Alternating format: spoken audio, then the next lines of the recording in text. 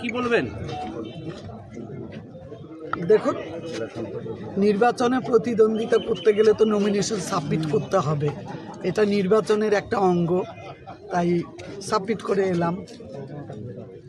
তৃণমূলের তরফ থেকে বলছে 5 বছরের কাজের খতিয়ান দেওয়ার জন্য। 5 বছরের খতিয়ান তৈরি আছে, তাদের খতিয়ান 15 বছরের খতিয়ান রেডি করুক। তুফানগঞ্জ বিধানসভায় তারা কি কি প্রতিশ্রুতি দিয়েছে আর কি কি রক্ষা করেছে, আমার খতিয়ান আমি রেডি করেছি 5 বছরের। আজকের মিছিল দেখে কি মনে হয়েছে?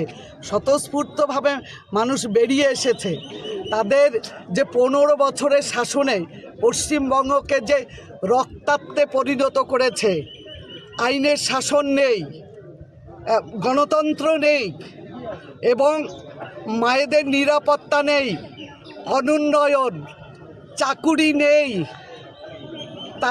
তাদের খতিয়ানটা তৈরি আছে। তো এবার বাংলা থেকে যারা আমার খতিয়ান চাইছে তারা এবার বিদায় নিচ্ছে বাংলা থেকে, নিজেদের খতিয়ান দেখাক। আমার খতিয়ান আমার রেডি আছে। গত বছর জালদহ সেতুর এগ্রিমেন্ট প্রতিশ্রুতি দিয়েছিলেন, অভিযোগ হয়নি এখনো। শুনুন, জালদহ ব্রিজ আজকে নয়, বামফ্রন্টের 34 বছর, তৃণমূলের 15 বছর।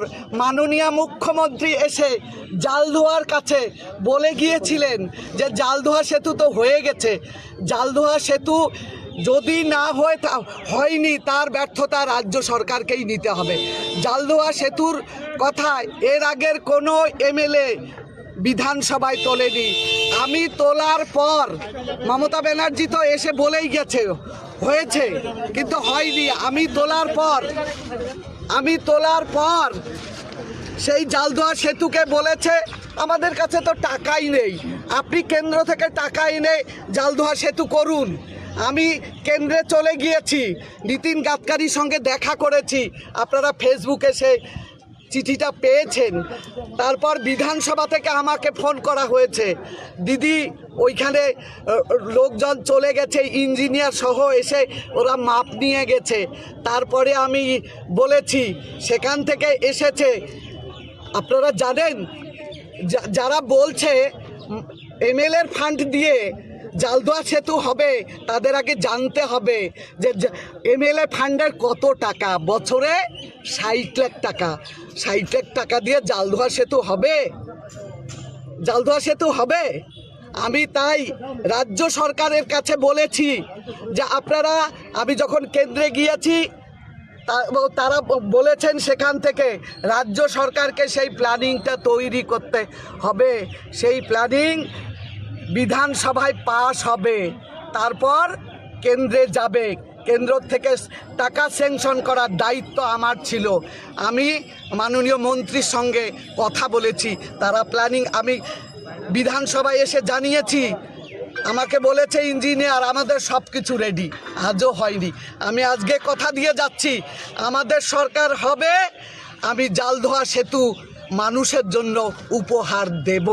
আমি আজকে কথা দিয়ে যাচ্ছি, বাংলায় বিজেপির সরকার হবে এবার, তৃণমূল বাই বাই। দিদি আপনার বিরুদ্ধে এবার তারকা প্রার্থী, কি বলবেন, কি বার্তা দিবেন তাকে? তারকা প্রার্থী তো হ্যাঁ, জয় শ্রীরাম। আমি বলছি তারকা প্রার্থীকে জিজ্ঞাসা করবেন 21-এ, কিন্তু আমি যখন ক্যান্ডিডেট হয়েছি সে আমাকে নিজে স্বতঃপ্রণোদিত হয়ে ফোন করেছিল, তার অন্তরটাও বিজেপির, তার কাছেও আমি ভোট প্রার্থনা করছি।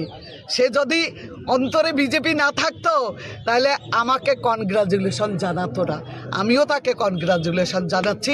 ভালো ছেলেটার ভবিষ্যৎ তৃণমূল কংগ্রেস শেষ করে দিয়েছে। Thank you.